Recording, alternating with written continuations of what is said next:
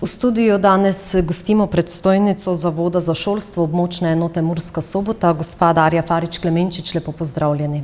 Ja, lepo pozdravljeni. Hvala. Seveda je razlog jutrišnji prvi šolski dan. Ste se tudi vi pripravili na to? Je nekaj vznemirjenja tudi pri vas vedno vsako leto, čeprav zdaj že kar nekaj prvih šolskih dni imate za sabo? Ja, z velikim veseljem se veselimo jutrišnjega dneva. Seveda se veselijo verjetno tudi starši prvošolčkov in vsi ostali delavci. Pri nas na Zavodu za šolstvo smo pa zdaj ravno kar zaključili veliko usposabljanje študijske skupine za strokovne delavce, ki jih pripravljamo na Zavodu za šolstvo. Zaključili smo tudi 8. konferenco ravnateljev vzgojno-izobraževalnih zavodov, ki se je odvijalo 24. avgusta na Brdu. In ravno včeraj smo zaključili zelo pomembno konferenco Formativno spremljanje, na kateri smo gostili dva velika svetovna strokovnjaka na področju formativnega spremljanja, tako da mi z veseljem in upamo na res gladek potek in začetek novega šolskega leta, ki bo, upajmo, dosti prijaznejši, kot sta bila zadnje 2 leti. Zadnji tedni počitnic poletja so torej za vas kar delovni, ste pridni. Povejva pa to, s kakšnimi številkami stopa pomursko šolstvo v novo šolsko leto. Se morebiti kaj spreminja, kar se tiče števila podružničnih osnovnih šol in nasploh šol ter učencev? Za število učencev v naši pomurski regiji je ostalo dokaj enako. Z velikim veseljem ugotavljamo, da podružnične šole tudi ostanejo v enakem številu. Se vemo, da za vsak obstoj majhne podeželske šole je res pomembna za razvoj tiste lokalne skupnosti, v kateri se ta šola nahaja, in z velikim veseljem ugotavljamo, da nobena podružnična šola se ne zapira. Gospa Darja Farič Klemenčič, kakšne pa bodo prioritete, prednosti, prednostne usmeritve v šolstvo dobili? Ste znova novo vodstvo na ministrstvu. Katere prioritete bodo v tem novem šolskem letu? No, v začetku šolskega leta je bilo strani Zavoda in tudi ministrstva so bila poslane usmeritve za novo šolsko leto. Vsekakor res veliko dajemo poudarek na varnem, spodbudnem učnem okolju.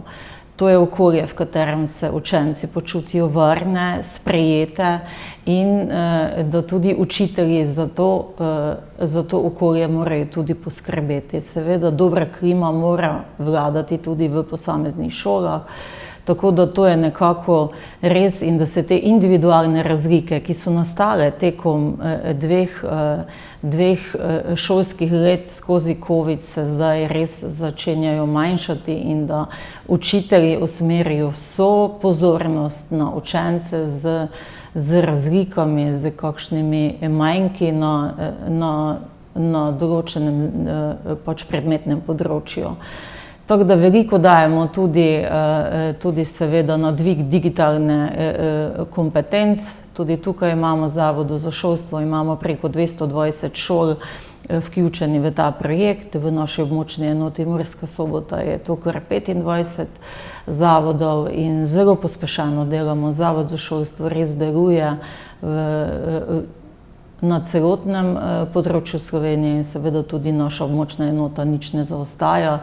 Celo v sodelovanju s posameznimi projekti ugotavljamo, da naše šole so res dobre in da delajo dobro.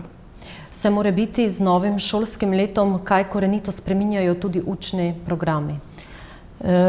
Zaenkrat ne, smo pa na Zavodu ravno zdaj začenjamo z prenovo učnih načrtov. To bo trajalo kar 2 leti, mogoče tudi več, tako da veliko strokovnih nalog je Zavod sedaj prevzel in jih bo tudi uresničil v naslednjih letih.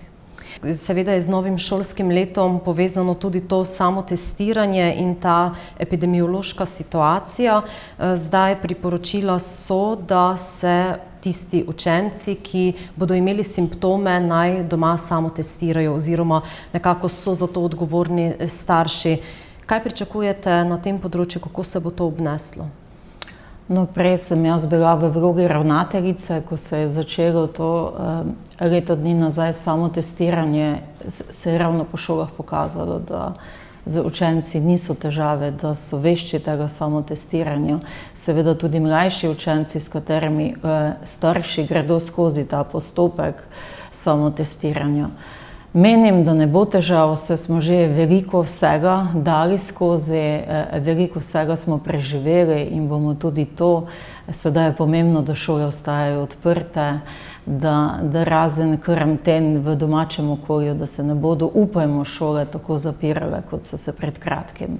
To je pomemben mejnik, ki na terenu res vidimo, da šole se tega veselijo, da končno delamo tisto, za kaj smo, in to vzgajamo in izobražujemo naše otroke. To zagotovilo, torej strani ministrstva, imate, da se šole ne bodo zapirale, kar se tiče epidemije? Zdaj, poglejte, nobenega zagotovila ni mogoče dati. Virus je nepredvidljiv, vsi upamo na to, da bo skušalo ministrstvo ravnati najbolje. Zdaj, kako se bo ministrstvo odločilo od tega, ampak menim, da bodo v dobro vseh se skušali odločiti prav. So pa ravnatelji zdaj že nekako tudi pripravljeni, kajti že nekaj epidemioloških šolskih let je za njimi, vendarle se čuti, da so veliko bolj sproščeni in tudi že izkušeni, kar se tiče glede tega. Moram povedati, da res je. Tako ravnatelji so zelo in tudi strokovni kader se je opolnomočil. Če gledamo na vse negativne posledice, ki jih je korona prinesla, moramo izpostavljati tudi pozitivne. In to je predvsem, da smo se vsi opolnomočili z IKT tehnologijo. Sestanki se brez težav sklicujejo preko spletnega okolja in tudi veliko snemanje več ni težave in vsekakor pouk na daljavo se je opolnomočil. So še izzivi, kako in kaj, ampak tudi hibridni sistemi nam to omogočajo.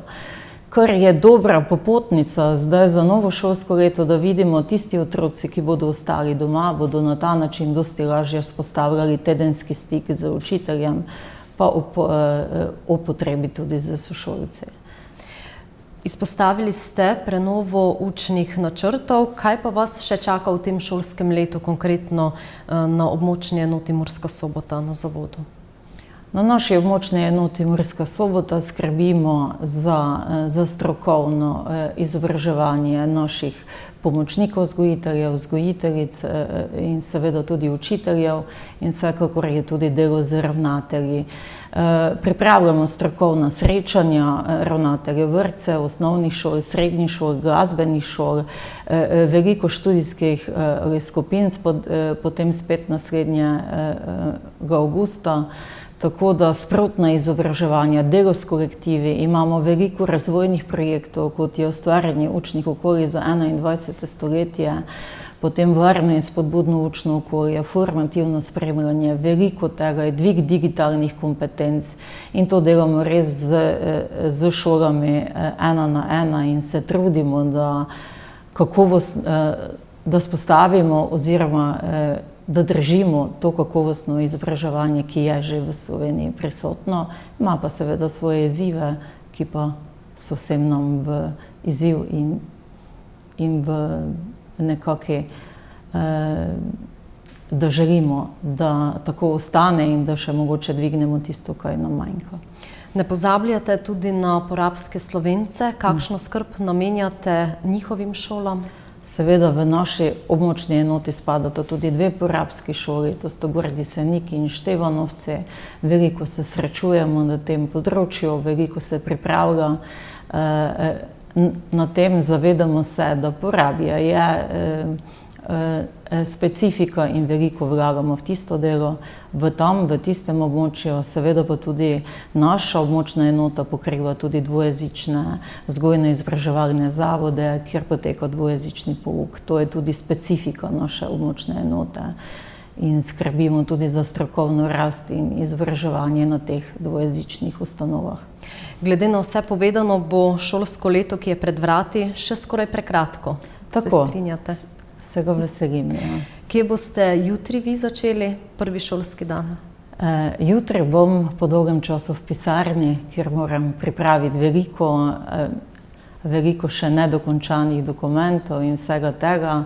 Nekako z rahlo grenkobo v srcu, pa sem v misli za svojo bivšo šolo, na kateri sem tudi ravnateljevala in jih tudi pozdravljam in se veselim vsem res prvošolčkom uspešen vstop v 1. razred in seveda tudi vsem ostalim.